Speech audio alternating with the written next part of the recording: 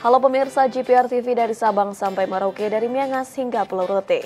Bertemu lagi bersama saya Bilki Sabila dalam program Kominfo Newsroom. Halo pemirsa GPR TV dari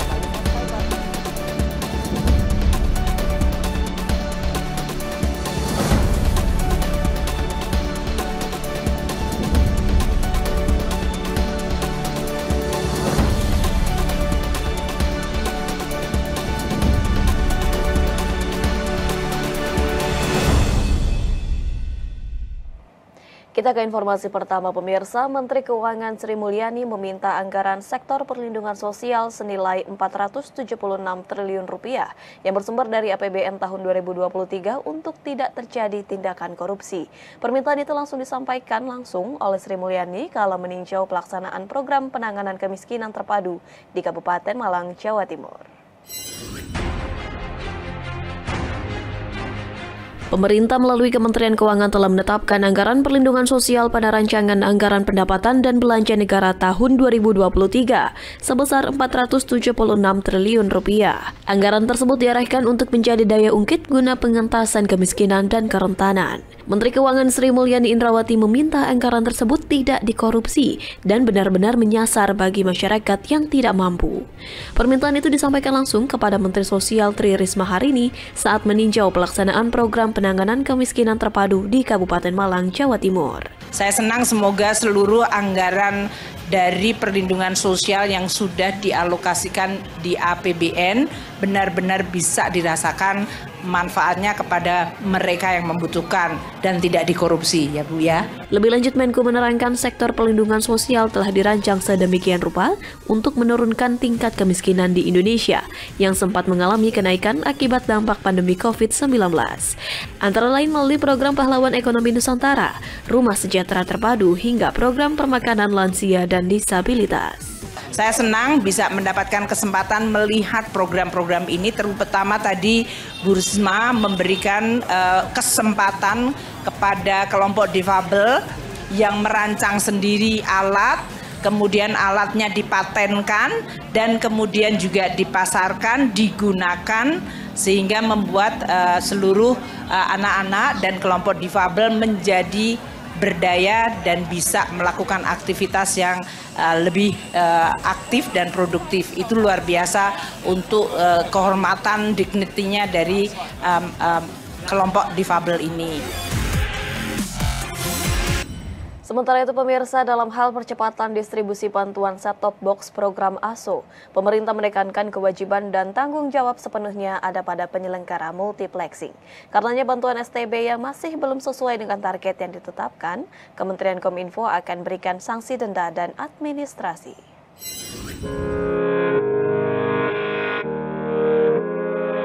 Program penghentian siaran analog atau analog switch off menjadi salah satu agenda dalam percepatan transformasi digital. Oleh karena itu, Kementerian Komunikasi dan Informatika melibatkan berbagai pemangku kepentingan untuk menyukseskan program ASO bersama dengan lembaga penyiaran penyelenggara multiplexing dalam mempercepat distribusi set-top box. Direktur Penyiaran Direktorat Jenderal Penyelenggara Pos dan Informatika, Kementerian Kominfo Geriantika Kurnia menyatakan, kewajiban dan distribusi set-top box dibebankan oleh penyelenggara multiplexing yang telah mendapatkan hasil seleksi dan evaluasi yang tertuang dalam Peraturan Pemerintah Nomor 46 Tahun 2021.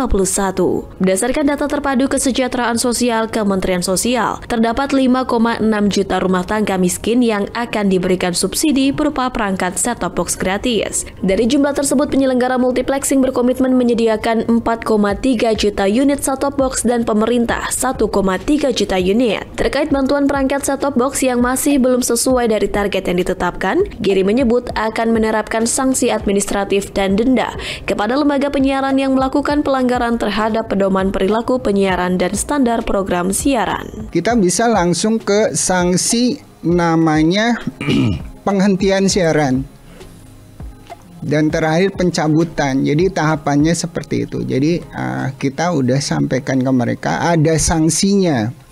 Nah, pembagian set-top box harusnya berakhir di tanggal 2 November 2022. Nah, sampai sekarang kita lagi menunggu dari swasta ini. Nanti kalau misalkan masih tidak ada Nah, kewajibannya tidak dipenuhi, ya kita harus tegakkan sanksi sesuai dengan aturan PP 5 maupun PM 6.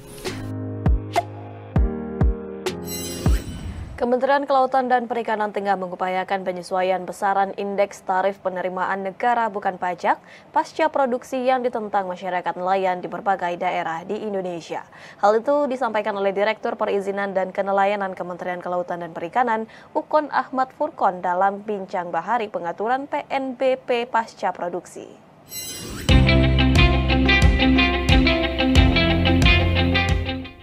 Mulai 1 Januari 2023, Kementerian Kelautan dan Perikanan Republik Indonesia menetapkan penarikan PNBP bagi sektor usaha perikanan secara penuh dilaksanakan pasca produksi.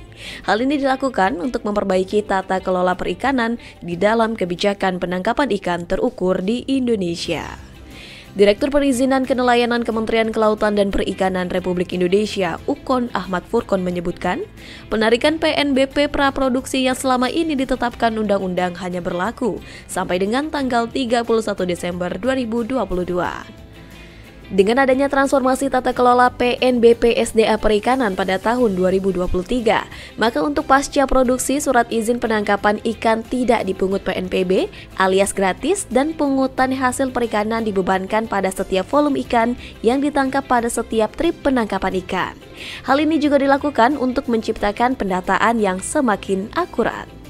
Nah, sesuai dengan peraturan pemerintah tahun 85 tahun 2021 terkait dengan jenis dan tarif PNBP yang berlaku di Kementerian Kelautan dan Perikanan, ya. Semenjak 1 Januari 2023, rejim pemungutan PNBP praproduksi ini sudah tidak dapat dilakukan, ya, karena kita tadi ingin memperbaiki tata kelolanya menjadi penarikan PNBP pasca produksi. Jadi tentu perbedaan yang cukup mendasar rekan-rekan sekalian, ya. Jadi kalau praproduksi untuk setahun ke depan sebelum melakukan penangkapan harus bayar terlebih dahulu.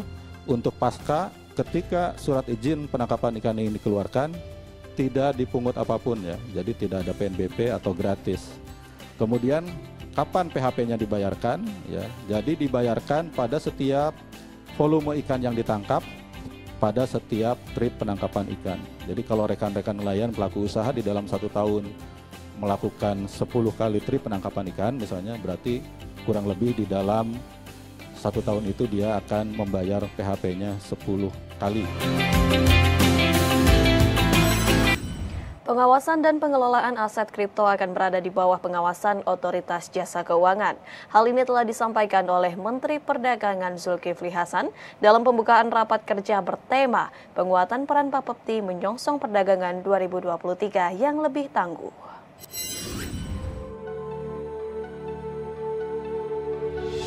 Dalam rapat kerja Bapepti, Menteri Perdagangan Zulkifli Hasan mengatakan, sebagian kewenangan, tugas, dan fungsi Badan Pengawas Perdagangan Komoditi terkait pengawasan di industri keuangan seperti pengelolaan aset kripto telah dialihkan ke Otoritas Jasa Keuangan. Hal tersebut sejalan dengan salah satu tugas utama Bapepti pada 2023 untuk melaksanakan Undang-Undang Nomor 4 Tahun 2023 tentang pengembangan dan penguatan sektor keuangan atau PPSK yang ditandatangani oleh Presiden Joko Widodo. Undang-Undang PPSK terdiri dari 27 bab dan 341 pasal, mengamanahkan pergeseran 2 kewenangan Bapepti ke OJK, yaitu terkait pengelolaan aset kripto dan perdagangan derivatif. Perpindahan kewenangan merupakan keputusan pemerintah dan DPR agar pengelolaan dan pengawasan terhadap aset kripto dan perdagangan derivatif dapat terintegrasi dengan pengelolaan keuangan.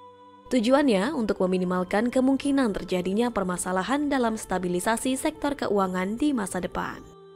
Tentu kita harus memperkuat aturan-aturan, Mbak Didit, agar nanti masyarakat kita ini betul-betul kalau mereka ikut seperti itu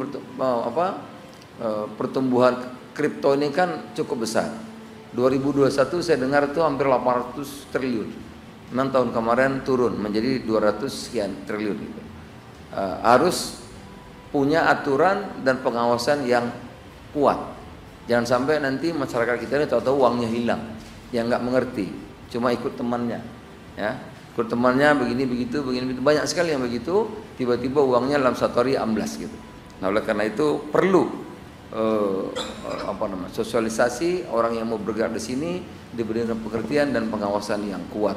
Lebih lanjut, Kemendak Zulkifli juga meminta untuk segera disusun langkah strategis dan tepat agar mekanisme pengalihan kewenangan tidak menimbulkan dampak yang berarti bagi industri dan juga masyarakat.